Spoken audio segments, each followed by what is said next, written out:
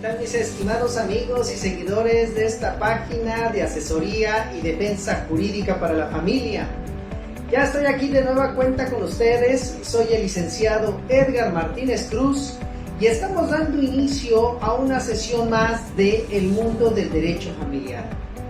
Siempre, antes que nada, quiero darles mi agradecimiento por estar aquí conmigo todos los días lunes, con la licenciada Gabriela los días miércoles y con la licenciada Blanca Ramírez los días viernes, en donde transmitimos de este horario de 8 a 9 de la noche y tratamos de dar a conocer diversos temas de carácter jurídico. Estos temas que son de gran trascendencia para toda la audiencia, sobre todo para quienes no conocen la ciencia del derecho. Y esa es una de las funciones primordiales que tenemos, que es la de dar a conocer un poco de todo este bagaje cultural con el fin de que las personas puedan tener un poco más de este conocimiento. Como sabemos, la ciencia del derecho es una ciencia muy técnica, que en ocasiones nos es complicado poder entender las palabras, las frases o las formas de interpretar la norma jurídica. De ahí que es importante también darla a conocer para que de esa forma, como yo siempre lo he dicho, hasta un niño de 5 años pueda entender esta ciencia jurídica. Porque recordemos que las leyes se hicieron para las personas, no las personas para las leyes. Esto es muy importante que lo tenemos que tener en claro, principalmente para los que ejercemos constantemente esta norma tan bella como es la ley. Entonces, por ello tenemos que dar a conocer varios de todos estos aspectos y esa es una de las funciones primordiales que su servidor, junto con las abogadas con las que transmito también, pues tenemos pues ahora sí que esa misión para poder dar a conocer la ciencia del derecho. Así que pues el tema que el día de hoy nos atañe es un tema muy interesante, es un tema que está muy en boga y sobre todo donde hay infinidad de dudas, una gran cantidad de dudas por parte de las personas, hasta por parte de los colegas abogados. Entonces, que es de gran trascendencia que nosotros lo conozcamos. Y esta se refiere hacia una unión libre, como comúnmente se conoce. Muchas veces, ¿cuántas veces las personas hablan de la unión libre? Entonces hay que determinar si la unión libre puede considerarse un concubinato. Porque esto es lo que tenemos que entender muy bien para que podamos determinar también las normas jurídicas que le son pues aplicables a este caso. Entonces les pido de favor pues que me ayuden ahorita en este instante, ya que se están conectando, pues que me ayuden a difundir esta página entre todos sus demás conocidos. Esta página que se denomina Asesoría y Defensa Jurídica para la Familia. Así que compártanlas en sus redes sociales, en sus perfiles de Facebook, en sus grupos que pudieran tener, para que de esa forma podamos llegar a todas aquellas personas que así requieren un poco de este conocimiento y que pues ayudemos a todos aquellos a que comprendan un poquito más sobre la ciencia del derecho y máxime sobre el derecho para la familia. ¿Cuántas veces yo he escuchado que hablan del derecho familiar, que al derecho familiar se le ha visto como un patito feo? Pero no es así, al contrario, actualmente sabemos que el derecho familiar pues es de gran trascendencia, necesita mayor preparación por parte del postulante, se necesita mayor preparación por parte de los estudiantes, así que pues es indispensable que tengamos un poco de este conocimiento para que lo difundamos a todas aquellas personas. Entonces pues vamos a entrar de lleno al tema que nos atañe el día de hoy, y que por eso lo denominé así, si la unión libre puede considerarse un concubinato. Antes de que podamos pues plantear bien este tema, es muy importante pues primero que sepamos qué es la unión libre, qué es el concubinato y cuál es su diferencia del concubinato con el matrimonio. Actualmente ha habido una gran cantidad de criterios por parte de nuestros tribunales federales y sobre todo por parte de la Suprema Corte de Justicia de la Nación, que han tratado este tema de la unión libre o de las uniones de hecho que existen entre parejas del mismo sexo, entre parejas de sexo contrario, etcétera, y esto ha generado mucha cuestión de interpretación jurídica sobre este tema, porque esto también tiene que ver con el aspecto de los derechos fundamentales, tiene que ver también con la forma de integrar la familia, porque recordemos que actualmente la familia se ha transformado. Ya no podemos hablar solamente de la familia monoparental que estábamos acostumbrados, o de la familia monogámica, en donde era un papá, una mamá, los hijos, lo que se llamaba familia nuclear, ¿no? Sino también ya estamos hablando de que a veces también vemos que hay una familia extensa, donde ya no solamente está conviviendo el papá y la mamá y los hijos, sino también hasta los abuelos, hasta los tíos, primos y parientes más cercanos que están también conviviendo en un solo hogar.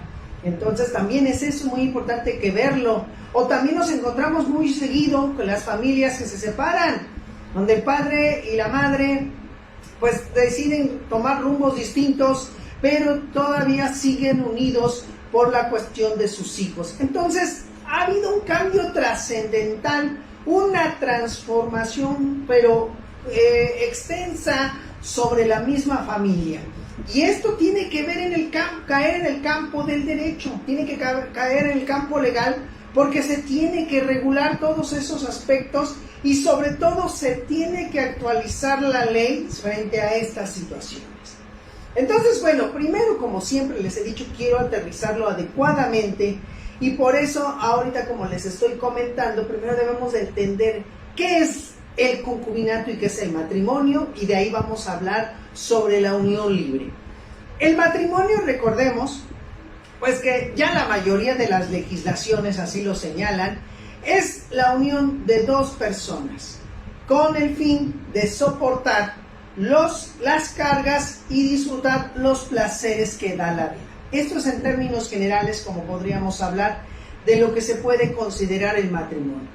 La ventaja que hay con el matrimonio es que para que exista desde el punto de vista jurídico, tiene que celebrarse ante un oficial del registro civil o juez del registro civil que dé precisamente ese aval para que se dé la existencia del matrimonio.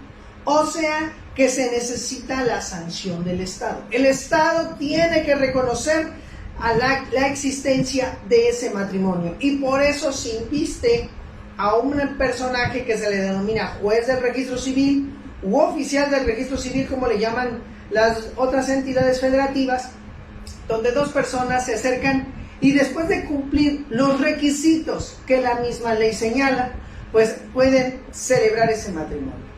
Y entonces, por el simple solo hecho de ya contar con el acta de matrimonio, que se expida este documento a los contrayentes o cualquier persona, porque recordemos que el registro civil es público, y al ser el registro civil público, pues cualquier persona puede tener acceso a las actas que se expidan en esa institución. Entonces existe ya el matrimonio, se cumplió con esa solemnidad, como dicen los juristas, de esa solemnidad que da para que exista ese matrimonio.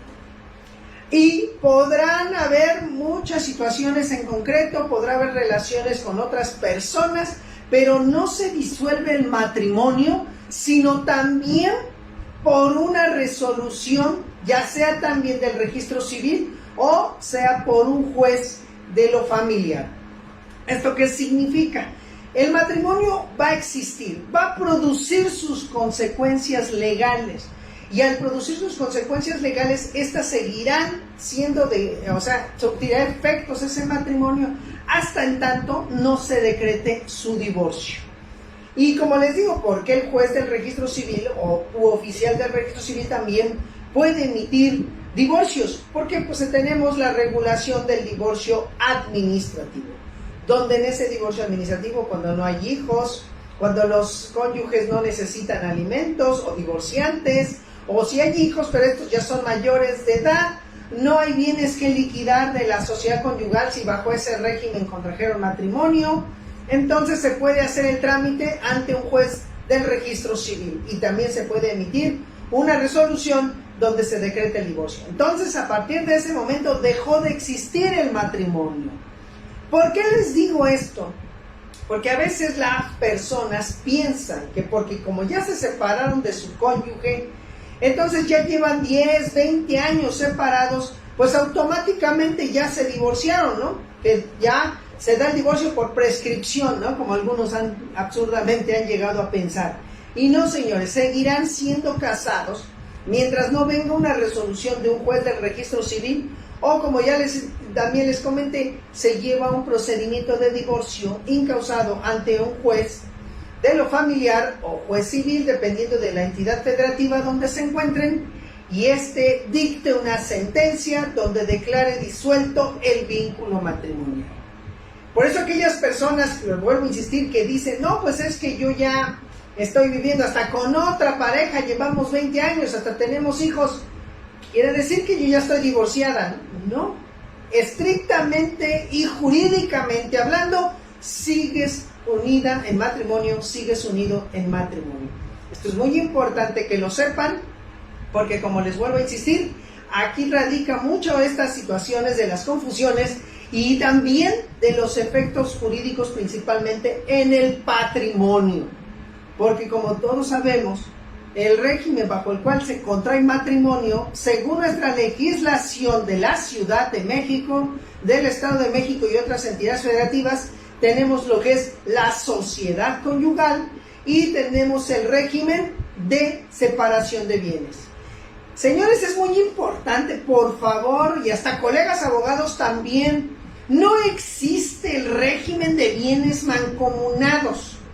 Yo no sé quién les metió en la cabeza, yo no sé quién les ha dicho que el régimen de bienes mancomunados existe.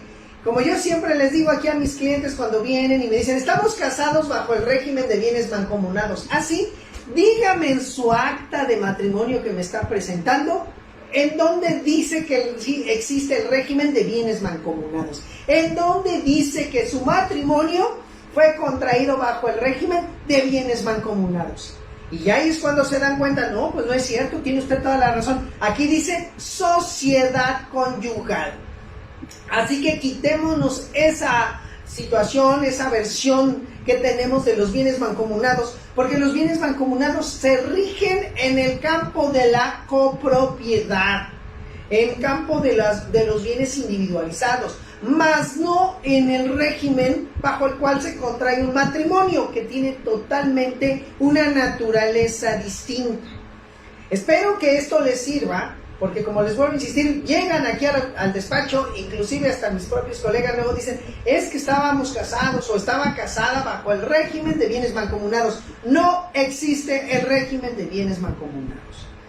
Existe también en otras entidades federativas el régimen que se llama de sociedad legal y sociedad voluntaria. Es casi lo mismo que la sociedad conyugal, solamente que se dice que hay sociedad legal cuando las partes no celebran capitulaciones matrimoniales. ¿Qué son esas capitulaciones matrimoniales? Son los pactos que los cónyuges pueden celebrar, en el cual deciden cómo se van a distribuir los bienes que se adquieran durante el matrimonio, cómo van a disfrutar los bienes que se adquieran por el producto de su trabajo y todo eso que se va adquiriendo durante la existencia de ese matrimonio.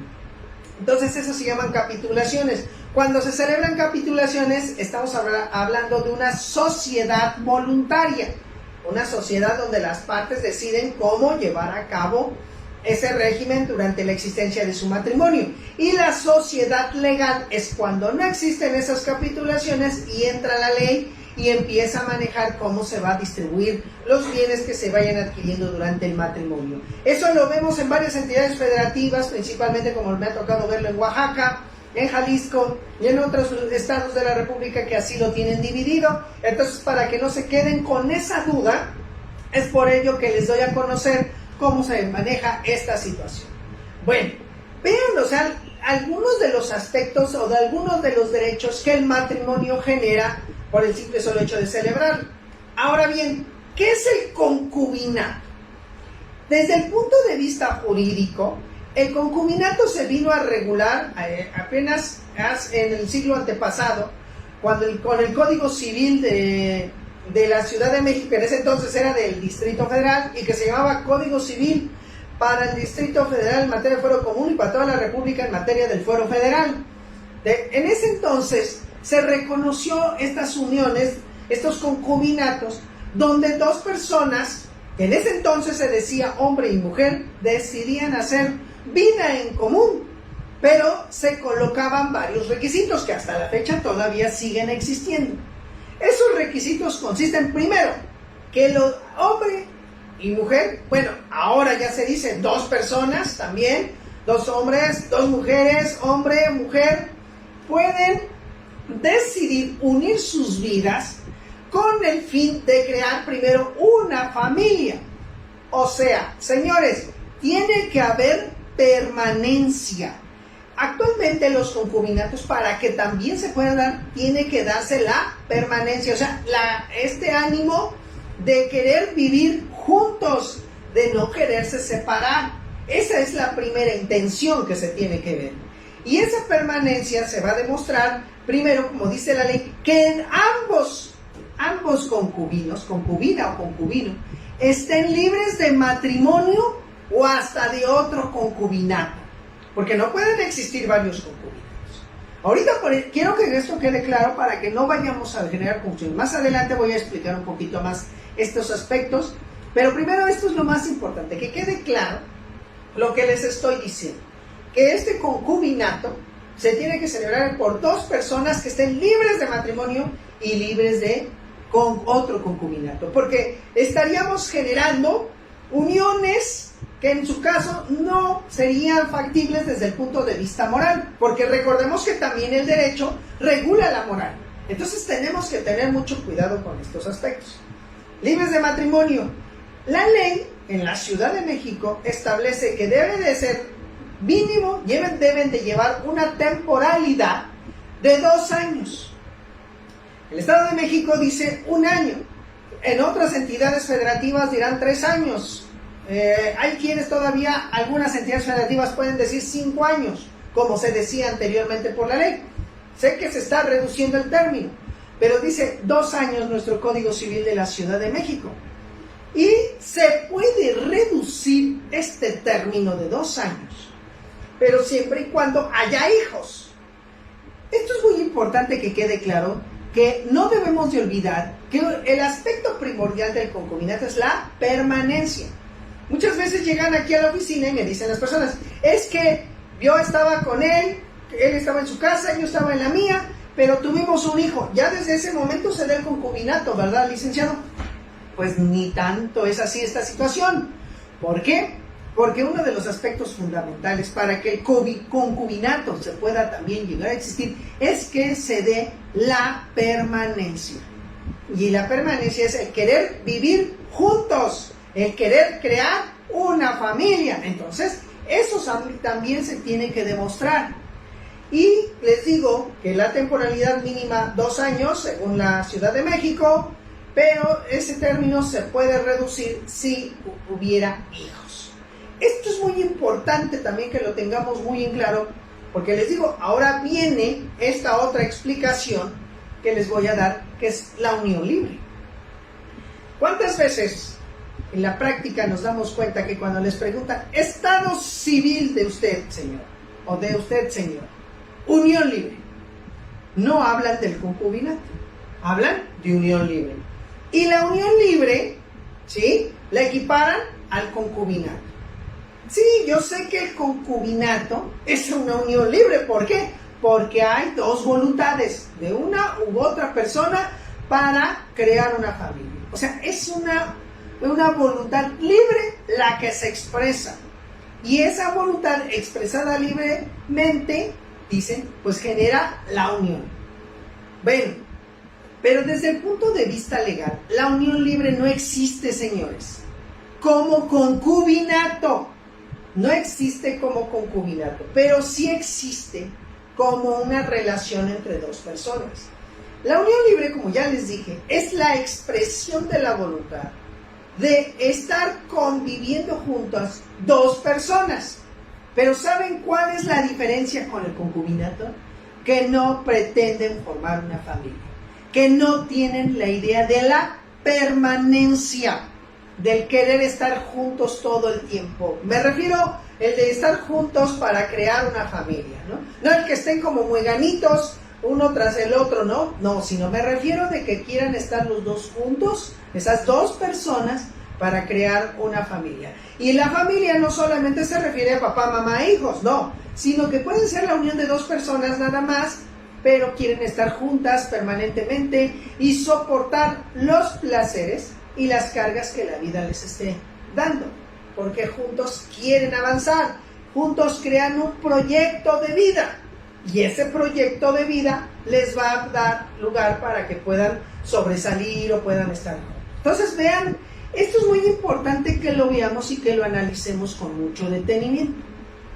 ¿Por qué? Porque les digo que muchas veces llegan y bueno, pues es que en realidad nomás nos veíamos esporádicamente, nada más él estaba en su casa, yo estaba en la mía, y bueno, pues sí, teníamos relaciones íntimas, pero surgió un hijo, pero pues este hijo pues en realidad no me quiere, ahora como algunas mujeres también lo dicen, no me va a unir a esa persona permanentemente. Puede ser que a lo mejor nada más lo que quería yo también era tener un hijo. Ahí estamos en presencia de esto que se llama la unión libre, porque no están buscando fundar una familia. Y por eso les digo que también lo puede hacer dos personas del mismo sexo, según ahorita, con los avances que se tienen en esos aspectos de que ya ahora no nada más se puede crear una familia entre un hombre y una mujer, sino también entre un hombre con un hombre y una mujer con una mujer. Y bueno, se ha estado llegando al punto de lo que se criticó o se alabó en una sentencia que emitió nuestros tribunales federales el año antepasado, donde ya se hablaba de lo que se conoce como el poliamor, ¿no? Donde ahora hasta se pueden tener varias parejas.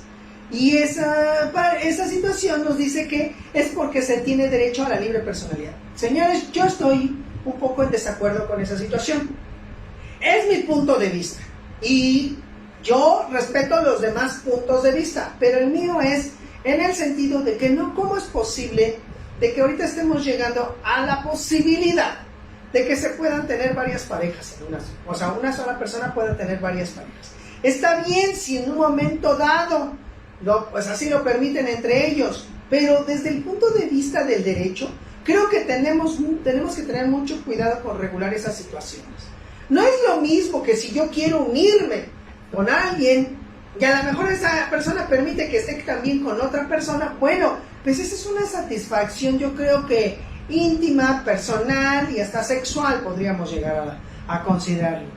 Pero eso de que ya le demos efectos familiares, o sea, efectos legales que en un momento puedan producir consecuencias, pues yo creo que hay que tener mucho cuidado, porque de por sí, yo digo, la sociedad ahorita como está, la familia todavía tiene que ser ese lugar donde uno se pueda sentir seguro, amado, protegido, donde uno se sienta que pueda expresarse de una manera más amplia, desarrollarse como persona y pues enfrentarnos a estas situaciones donde nada más en ocasiones se pueda manejar esto como nada más desde el punto de vista sexual. Yo creo que hay que tener mucho cuidado. Es mi opinión, yo sé que algunos no van a estar de acuerdo con ella, pero lo importante es respetar lo que se piense, respetar lo que uno cree. Y bueno, pues yo hago también hacer valer mi opinión y yo no estoy de acuerdo con esas uniones donde hubieran muchas personas en ello. ¿Por qué? Porque pues no estaríamos generando algo moral. Recordemos una cosa, nuestros niños actualmente necesitan buenas guías que les ayuden a entender este mundo que es muy complicado actualmente. Ya no estamos viviendo el mundo de hace 20, de hace 30 años, donde todavía había posibilidades de entender mejor las cosas, no había tantos problemas como ahora se tienen, tantas diversidades, tantas acciones de violencia que se viven, donde cuántas cuestiones violentas se dan entre la pareja, se dan entre los hijos y la pareja, y así sucesivamente. Entonces creo que tenemos que tener mucho cuidado con todos estos puntos. Pero bueno, volviendo a la situación que estamos aquí comentando, lo que yo les estoy tratando de dar a comprender es que entendamos un poco que el concubinato actualmente debe de también crear la figura de una familia. Debe de dar una cavidad a todas aquellas personas que así lo consideren como si fuera un matrimonio. Tan es así que nuestros códigos civiles de todas las entidades federativas ya están equiparando el concubinato como si fuera un matrimonio, como si fuera el matrimonio mismo. Entonces ya le están dando efectos sucesorios, ya están efectos de alimentos, sobre todo, efectos familiares, donde la concubina ya se le reconoce como parte de la familia, y hasta de los familiares de la concubina, que ya también se les puede considerar como parientes afines, el parentesco por afinidad. Ya habrá una ocasión en otra transmisión que haga, donde voy a volver a explicar sobre esto de los parentescos, cuáles son los tipos de parentescos, los grados de parentesco, porque es muy importante que conozcamos estos aspectos. Entonces yo siempre, como les digo, esto es muy importante que lo tengamos presente, porque es una cuestión de educación también, es una cuestión que tenemos de formación, y esta formación nos va a llevar a tener mejores calidades de vida. Eso es lo que tenemos que buscar en los niños. Ahora bien, entonces, ya dijimos, entonces, que la unión libre, como se conoce, como lo dicen las personas, no es el concepto adecuado. En realidad, tendríamos que decir, estoy en concubinato, o o soy concubina, o soy concubino. Pero, pues lógico que, pues todavía, para que lleguemos a ese aspecto, es muy complicado. Porque para que eso pueda ser posible, pues debemos de difundir este conocimiento, debemos de educar, porque esto va desde la niñez. Yo siempre lo he sostenido que el derecho debe de enseñarse desde la niñez, el derecho debe de enseñarse desde la escuela primaria, desde la secundaria, preparatoria, y si es posible en las licenciaturas. La cuestión jurídica es algo que nosotros tenemos como parte nuestra, como parte también de nuestras situaciones, porque si no, ¿cómo vamos a entender las normatividades y también cómo vamos a defender nuestros derechos? De ahí que luego por eso tengan muchos problemas para defender los derechos que en realidad se tienen al respecto. Bueno, entonces ya que tenemos bien en claro esto, viene una situación que ha venido ahorita a nuestros tribunales federales, hasta los ministros de la Suprema Corte de Justicia de la Nación, han venido con sus criterios, con sus nuevas formas de pensar, a cambiar un poco estructuralmente esto. Se ha dicho actualmente, bueno, dice, ya dijo usted, licenciado, cuáles son los requisitos para el concubinato, pero en la práctica nos estamos dando cuenta cuántos concubinatos, vamos a llamarle así, que yo no lo llamaría todavía de esa manera, pero para que lo podamos comprender y podamos entenderlo desde el punto de vista pedagógico. ¿Cuántas personas celebran uniones que dan origen a concubinatos, pero por ejemplo, que uno de ellos, como lo dije hace rato, no esté libre de su matrimonio? Pero con esa concubina ya se procrearon hijos, ya se adquirió un patrimonio, ya se tiene un apellido inclusive. Y que resulta que vamos a hablar pues de la mujer principalmente, esa concubina, pues ¿qué creen? Que no tiene los suficientes derechos, porque no se le podría reconocer esa calidad de concubina, porque el otro está unido en matrimonio, tiene un matrimonio, que de hecho ya no existe. ¿Por qué? Pues porque está separado, porque no convive, o sea, no se cumplen con esos fines para el cual se creó el matrimonio. Sobre todo, están separados. Pero ¿qué sucede cuando fallece el supuesto concubino? Y entonces viene la verdadera cónyuge y dice, señores, yo vengo aquí y aquí vengo a pedir que lo que adquirió el señor en vida, a mí también me pertenece en una proporción, porque resulta que me casé con él bajo el régimen de sociedad conyugal. Y como nunca se dio por terminada esa sociedad conyugal, por tal motivo, los bienes que se adquirieron durante ese concubinato le pertenecen a la cónyuge en un 50%. Y ahí es donde empiezan las luchas de poder, donde se dan todos los conflictos, donde se presentan una serie de situaciones que da lugar a que se estén litigando muchas situaciones en los tribunales, que tengamos que resolverlo no solamente en primera instancia, sino que nos vamos a segunda instancia, o sea, a las salas de apelación, y a veces tampoco es suficiente y todavía nos vamos al juicio de amparo. Y en el juicio de amparo todavía nos vamos al recurso de revisión. Y vean, o sea, un pleito puede durar hasta 10 años, fíjense nada más. Hasta 10 años puede durar, porque a mí me ha tocado verlo, y entonces a veces se resuelve la controversia, pero no el conflicto, como siempre lo he dicho. ¿Esto qué significa? Se resuelve la controversia porque ya un juez ya dijo, hasta aquí llegaron, y esta es la forma en que se va a resolver esta situación, lo quieran o no lo quieran las partes. ¿Y por qué digo que se resuelve nada más la controversia? Porque es lo que se generó el pleito.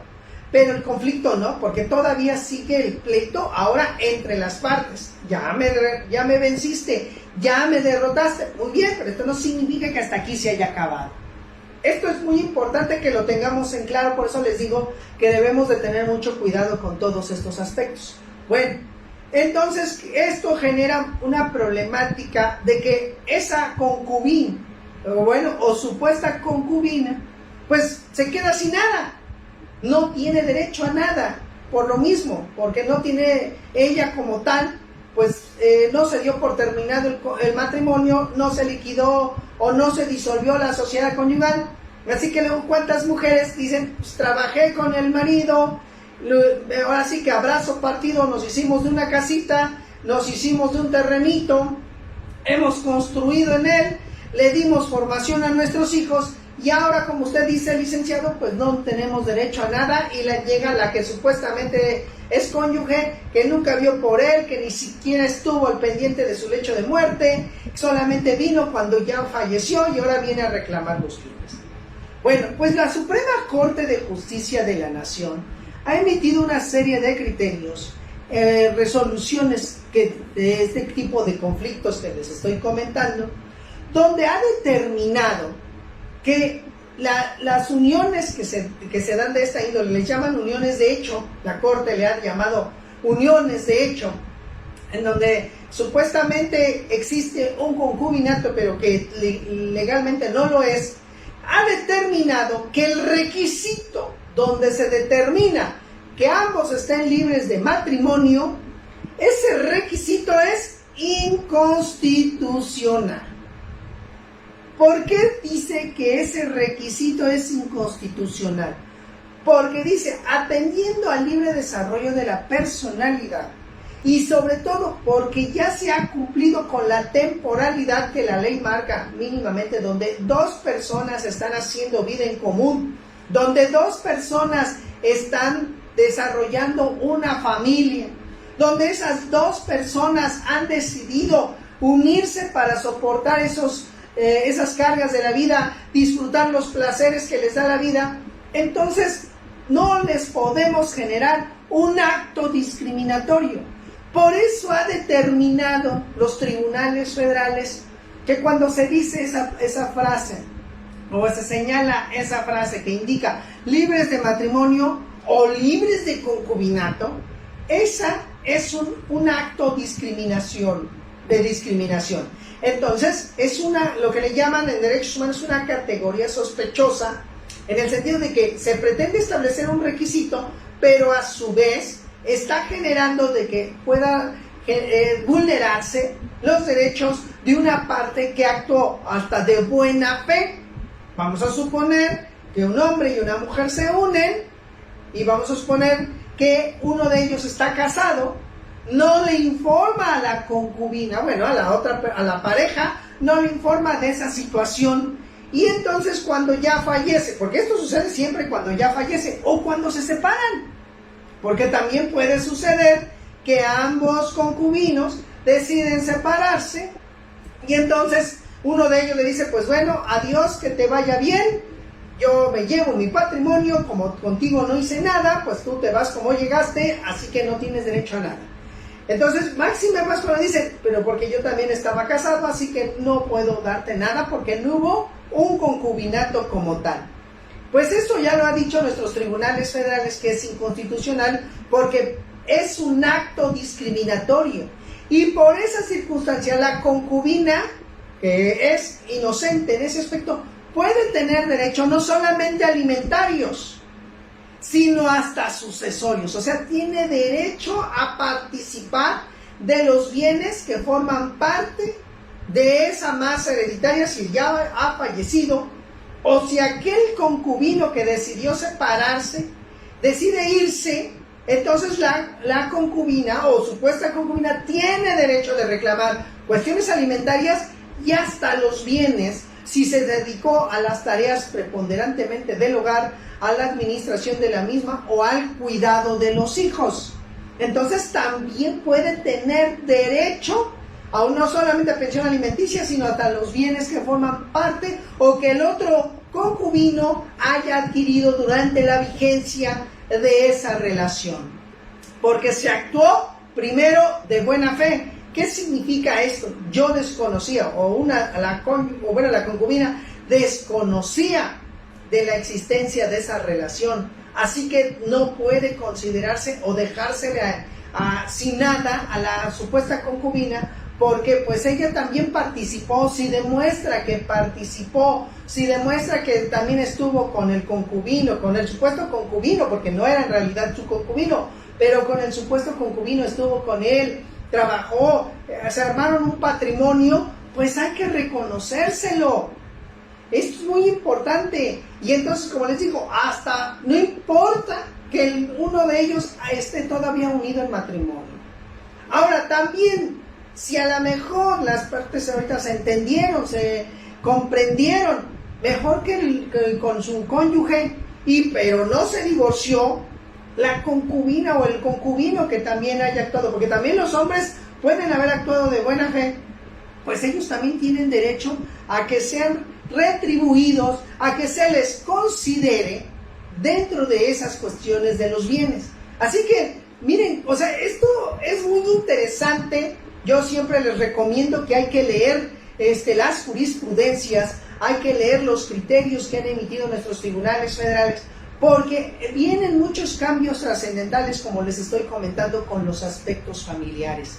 Por eso les digo que tenemos que actualizarnos. Máxime, vuelvo a insistir, que ya sé que algunos no estamos de acuerdo con la expedición del Código Nacional de Procedimientos Civiles y Familiares, pero tenemos un reto fundamental también como abogados. Ya es una norma que está aprobada, no nos queda de otra que estar con ella, adaptarnos a ella. Pero esto no significa que por el simple solo hecho de adaptarnos a esa norma, ya por eso nosotros vamos a aceptarla. Entonces tenemos que adaptar la realidad a la norma jurídica. Y recordemos que pues nuestras entidades federativas a veces rigen mucho los usos y costumbres. Y de acuerdo con un convenio de la Organización Internacional del Trabajo, la OIT, el convenio 169, ordena que las costumbres que se hayan tenido con anterioridad a una colonización se debe de respetar de los pueblos indígenas. Entonces los pueblos indígenas también tienen la posibilidad de que se respeten sus usos y costumbres. Claro, los buenos usos y las buenas costumbres, porque también pues si estamos hablando de que es una costumbre vender a la hija o cambiarla por un becerro, por un toro, por una yunta, eso pues no estamos aceptándolo, ya no puede ser aceptable. Entonces esas no serían unas costumbres que se deberían de respetar. Así que por ello les digo que es muy importante que veamos estos aspectos. Entonces la unión libre como tal en principio no genera derechos. ¿Por qué no genera derechos? Porque no se quiere la permanencia. Esto es muy importante. No lo confundamos, así que espero que ya se quiten de la cabeza las personas, principalmente, que cuando les preguntan su estado civil, unión libre. No existe la unión libre tampoco, así como tampoco existe el régimen de bienes mancomunados, como se los dije anteriormente. Lo que existe es o concubinato o matrimonio. Este es el estado civil de la persona. Yo sé que en la Ciudad de México ya se están expidiendo constancias de concubinato, Pero señores, no están generando los efectos jurídicos que nosotros pensamos. Son constancias donde dos personas fueron y dijeron que están en concubinato, pero no es suficiente, porque vuelvo a insistir, ¿qué tal si va una persona que dice que no está casada? ¿Y qué tal si está casada en otra entidad federativa? En Puebla, en Michoacán, en Durango está casada, pero pues lógico que ya sabemos que el registro civil es local. El registro civil solamente se enfoca a una entidad federativa, así que es nada más las actas que se pueden expedir en ese aspecto. No existe un registro civil federal. Entonces, por ello, pues cuando lleguen al registro civil de la Ciudad de México, aquí pueden decir que son solteros, pueden buscar si de verdad no existe un acta de matrimonio, en realidad emiten una constancia de inexistencia de matrimonio y pues se puede celebrar esos concubinatos, pero no es suficiente. El concubinato, les digo, no nomás es esa situación de tener una constancia, así que esas constancias no son de gran trascendencia. Sí, son útiles, nos ayudan a comprender, pero no tienen gran trascendencia. Así que esto es muy importante que lo tomemos en consideración, porque como les vuelvo a insistir, ¿cuántas personas piensan esa circunstancia y por eso le quieren dar efectos jurídicos a lo que no tiene de verdad efectos como tal? Entonces, esto es muy interesante que todos lo tomemos en consideración. Entonces, ¿qué dice? Me podrán también preguntar, entonces, licenciado, la cónyuge, ¿qué pasa con ella? Si ahorita dice usted que sí se le están dando derechos a esas relaciones de hecho que no son en sí estrictamente concubinos, pero se les está dando los efectos como si fueran concubinato, entonces la cónyuge que se separó, la cónyuge que estuvo fuera, ¿tendrá derechos o no tendrá derechos? Entonces, ¿dónde queda la figura del matrimonio? Ahí también empezamos con otro problema, porque ¿qué sucede? Si yo también tengo celebrado un matrimonio aquí en la Ciudad de México, ¿y qué les parece si me voy a mi estado, que es Oaxaca, que allá también tengo celebrado otro matrimonio? ¿Cuál de los dos matrimonios es válido? En principio, les voy a decir así, a lo mejor se sonará muy escandaloso lo que voy a decir, pero ¿qué creen? Los dos matrimonios son plenamente válidos. Pero uno de esos matrimonios está afectado de nulidad, pero mientras no se haga el juicio de nulidad de ese segundo matrimonio, los dos están surtiendo efectos. Por eso, en cierta manera, podríamos decir que la Constitución, sí está permitiendo lo que se llama la bigamia. Claro, ya sabemos que es un delito, pero mientras es un delito, sí, pero la cuestión delictiva no tiene nada que ver ahorita con la cuestión civil. ¿Y qué pasa con el matrimonio, con los dos matrimonios? Mientras no se destruya uno de ellos, los dos matrimonios son plenamente válidos. Los dos matrimonios están surtiendo efectos. Los dos matrimonios generan derechos. Los dos matrimonios generan obligaciones. Entonces, ¿qué se tiene que hacer?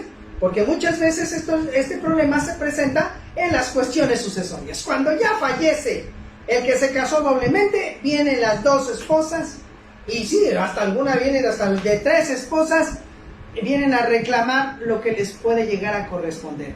Y entonces empieza la lucha de determinar cuál matrimonio es el válido.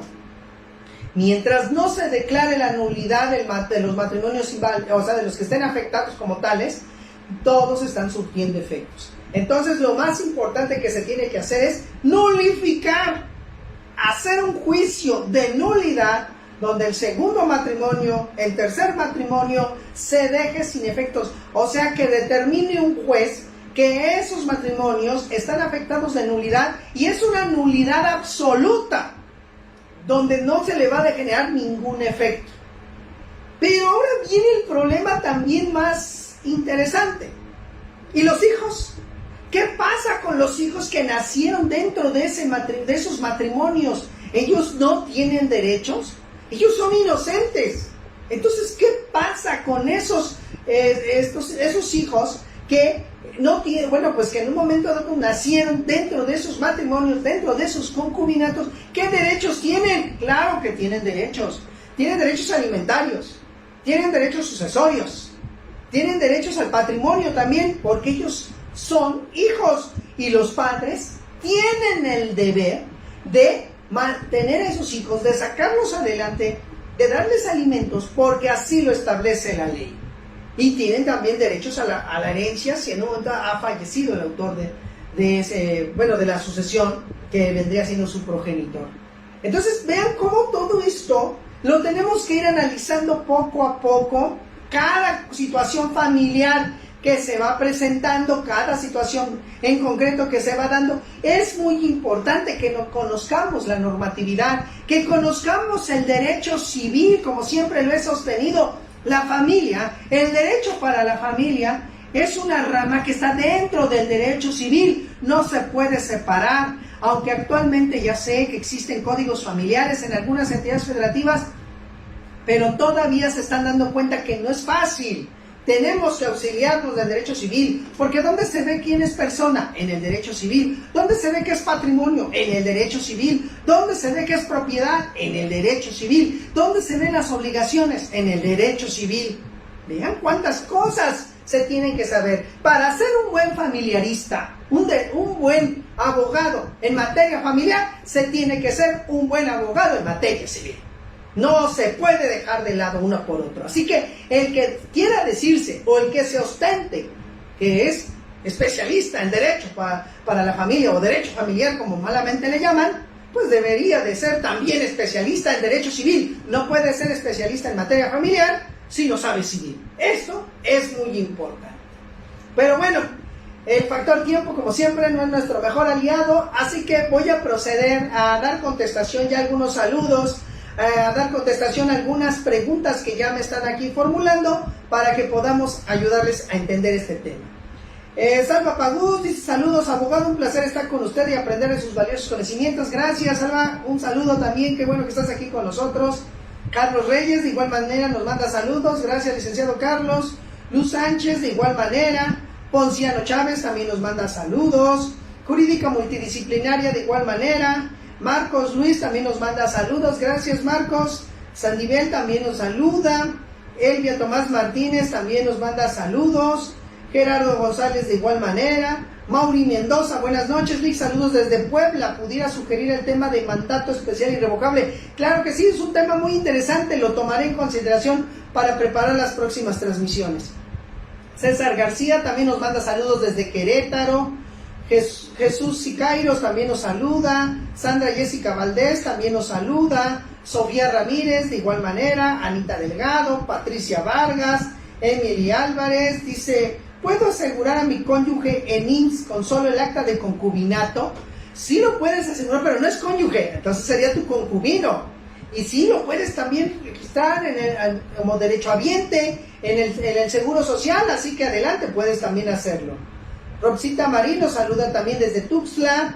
Mini Rodríguez desde Hidalgo. Sofía Ramírez también nos dice: abogado, este término lo usan en los bancos de bienes mancomunados. Bueno, pues lo utilizarán para otras situaciones, pero ya les dije, está comprobado. Revisen el Código Civil, no se vayan lejos, revisen el Código Familiar si es que están en otras entidades federativas. El régimen bajo el cual se contrae matrimonio es separación de bienes, sociedad conyugal o sociedad legal o sociedad voluntaria. Así es esto. Yasmín Bagami dice: si se compró un bien antes de contraer matrimonio y se sigue pagando dentro del matrimonio, al divorciarse, ¿pertenece a ambos cónyuges? En principio te digo que no. Cuando un bien se adquiere antes de celebrarse el matrimonio, aunque se haya adquirido a crédito y se siga pagando durante la vigencia del matrimonio, se adquirió antes de la celebración del matrimonio. Y la ley nos dice claramente que solamente entran en la sociedad conyugal los bienes que se adquieran durante el matrimonio o los bienes, óyelo bien, o los bienes que en su caso, ¿sí?, las partes decidan incorporar dentro de esa sociedad conyugal, o sea, por medio de las capitulaciones matrimoniales. Si las capitulaciones matrimoniales, digo yo, Edgar, que aporto este inmueble que yo ya tenía anteriormente, adelante, forma parte de la sociedad conyugal. Pero mientras no se celebren esos pactos, que son las capitulaciones matrimoniales, ese inmueble no entra en la sociedad conyugal y tampoco el crédito. Así que el otro cónyuge no está obligado a pagar el crédito también en partes iguales, ¿eh? Huicha Méndez dice, buenas noches, licenciado. Pregunta, ¿cuánto tiempo tiene un concubino para pedir la pensión compensatoria? Gracias. Esto, según el Código Civil de la Ciudad de México, se tiene 1 año. Pero esa disposición ya fue declarada también inconstitucional por nuestros tribunales federales. Y en este sentido, se dijo que era inconstitucional establecer un término porque el derecho de alimentos es imprescriptible. El derecho, ¿sí? No la cuantificación de los alimentos. El derecho de alimentos es imprescriptible. Así que al ser imprescriptible el derecho de alimentos, por eso dice también los tribunales federales, como consecuencia, también esta prescripción que se tiene es inconstitucional. Así que se puede reclamar en cualquier momento. Pueden pasar 1, 2, 3 años, 4, 5, 10 años, no hay problema, se puede reclamar en cualquier momento. Yasmín Bagami dice, el bien únicamente lo compra un cónyuge, lo que te dije hace rato, no importa, no forma parte de la sociedad conyugal. Hernán Cortés dice, las herencias no entran a la sociedad conyugal. En la sociedad conyugal lo que entran son los bienes que se adquieren durante el matrimonio. Los bienes adquiridos por herencia, en principio, no entran en la sociedad conyugal. No entran, en principio, o a menos que se hayan pactado en las capitulaciones, que sí entran en la sociedad conyugal. Así que esta es la primera respuesta que yo te puedo decir. Huicha Méndez nos vuelve a decir, dice, la constancia de concubinato emitida por el registro civil ¿es suficiente para que les otorguen la pensión o hay que iniciar un juicio? Fíjate que en la práctica a mí me ha tocado que no aceptan esas constancias de concubinato solamente. Necesariamente requieren de una decisión judicial, y para que se dé esa decisión judicial se tiene que hacer la acreditación de concubinato ante un juez, donde se exhiben las constancias de inexistencia de matrimonio, donde se exhiben los testigos, la información testimonial, donde se diga que esas personas estuvieron en concubinato. Así que no es suficiente en las constancias que expide el registro civil. Ángel Fernández también nos manda saludos. Antonio Rodríguez nos dice, buenas noches, licenciado, una vez más, muy buen tema, gracias. Pregunta, ¿la unión libre está regulada en el Código Civil de la Ciudad de México o en el Código Civil del Estado de México? No está regulada. Es que aquí nos vamos a las reglas de la voluntad, de la emisión de la voluntad, y esto se encuentra regulado principalmente en la parte de obligaciones. Por eso les digo que la cuestión de la familia no puede verse nada más como si fuera un derecho separado. No, tenemos que ver que si yo emito mi voluntad con el ánimo de estar con una persona, pero no pretendo formar una familia, es una unión libre, es un acuerdo de voluntades. Me someto a las obligaciones que yo quise crear y que la otra parte también quiso crear conmigo, pero no pretendemos formar una familia, no pretendemos a lo mejor vivir juntos permanentemente, estar a lo mejor un rato juntos, pero no el que tengamos la permanencia, o sea, el de disfrutar, vuelvo a insistir, los placeres y las cargas de la vida. No, eso no se quiere, solamente se quieren a lo mejor los puros placeres, estar juntos nada más porque quieren estar, pero no cumplir con sus obligaciones dentro de esa unión familiar. Antonio Rodríguez nos vuelve a decir, buenas noches, una vez más, buen tema. Bueno, ya quedó resuelta la pregunta.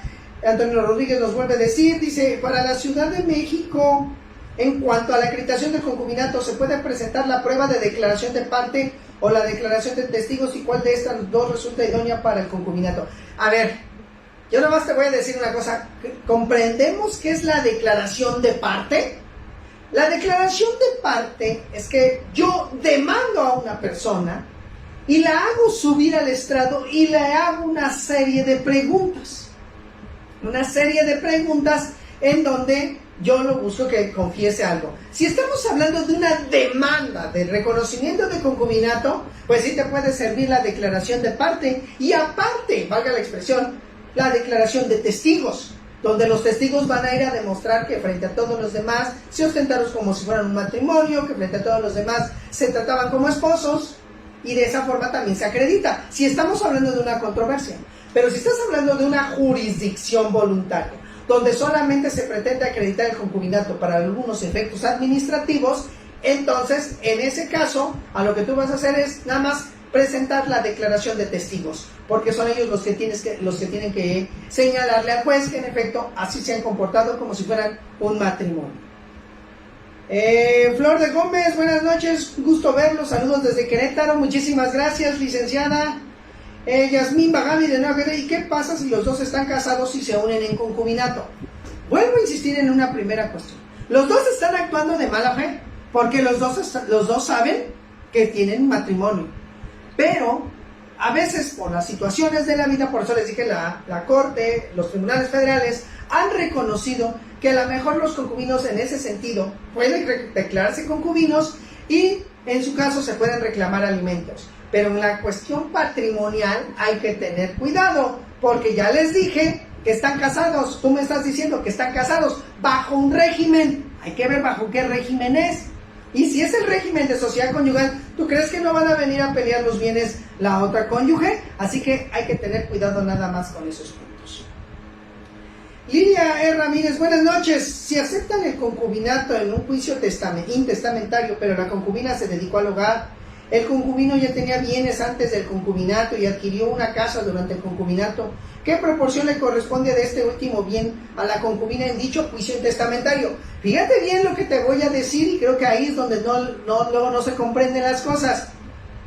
Si la concubina acredita primero que es concubina, ¿qué crees? Que la concubina tiene derecho a ser considerada también heredera. ¿Junto con quiénes? Con los demás que se consideren herederos, pero en sucesión, como bien dices, sucesión legítima, ¿sí? En sucesión legítima, pues se manda a llamar a quien dice los descendientes y la cónyuge o concubina. La concubina acredita su calidad como tal y entra en principio como un hijo más. Entra como un hijo más y por tal motivo también tiene derecho a la herencia. Entonces, estamos hablando cuando están bajo esa situación, así que esa es la manera en que también tiene derecho. Aquí Antonio Rodríguez, licenciado, en la Ciudad de México se sabe que para que sean 5 años cuando mínimo anterior a la fecha de la muerte del asegurado para poder reconocerles derechos, porque hay esta contradicción en ambas legislaciones. Una cosa es la legislación para la seguridad social y otra cosa es la legislación del fuero común. El concubinato es una institución del fuero común. Así que por eso se tienen que ir al juicio de amparo para que esa disposición del Seguro Social pueda tirarse, porque no puede llegar a regular la institución de Seguridad Social algo que no le compete, como es el reconocimiento de concubinatos. ¿Sí? Muy bien, Herrera Diego Chivi nos saluda desde Aguascalientes. Rosy Martínez nos saluda desde Ciudad Valle, San Luis Potosí. Gerardo González nos dice excelente tema, muchísimas gracias. Nos saluda también Monter Adam desde Orizaba, Veracruz. María Isabel desde Cancún. Gris Vélez nos manda también saludos, gracias licenciada.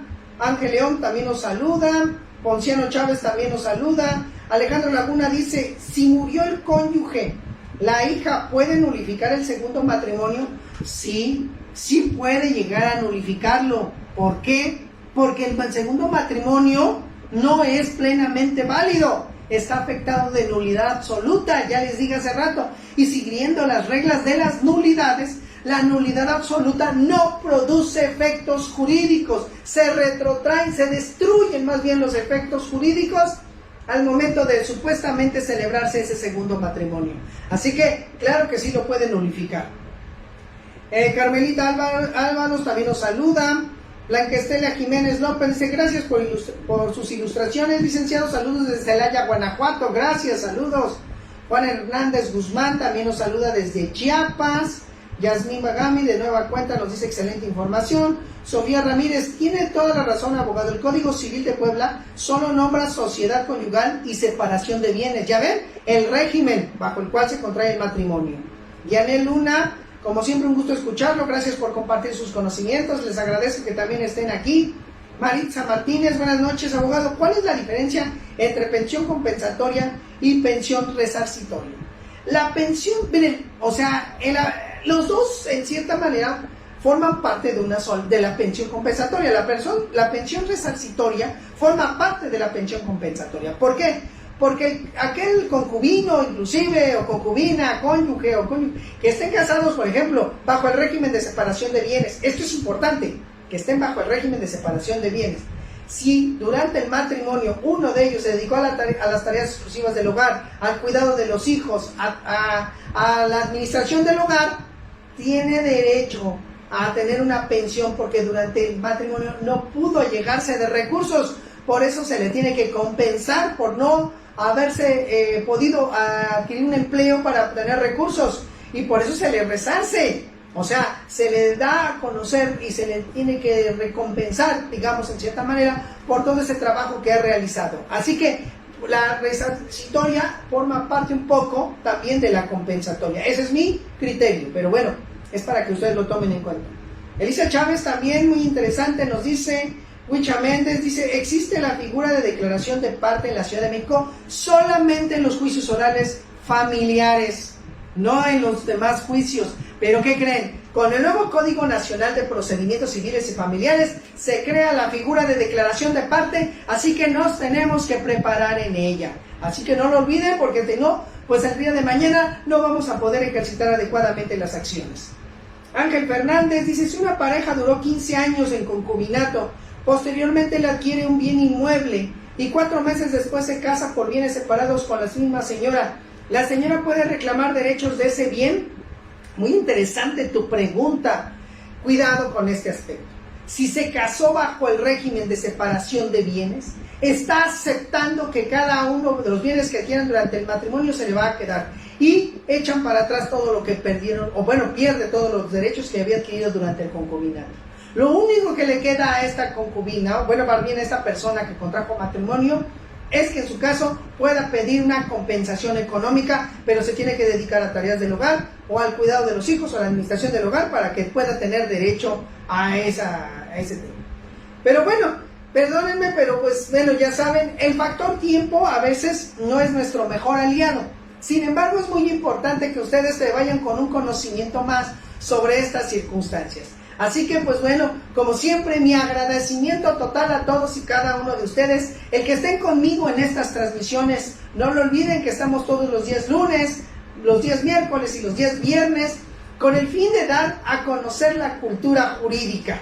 Bueno, si quisieran una asesoría personalizada con su servidor, donde ya pudiéramos tratar un tema más en específico, entonces les doy mi número de WhatsApp. Por favor, solo mensajes de WhatsApp, no recibo llamadas. No puedo atender llamadas, solamente les recibo mensajes de WhatsApp y yo les contesto. Nada más tengan un poquito de paciencia. Mi número de WhatsApp 55 38 96 28 56. Repito, 55 38 96 28 56. O mi correo electrónico lex.serper@hotmail.com. Y no me olviden que tenemos una cita el próximo miércoles con un tema más del mundo del derecho familiar. Les deseo excelente noche, cuídense mucho y nos vemos en próxima transmisión. Hasta luego.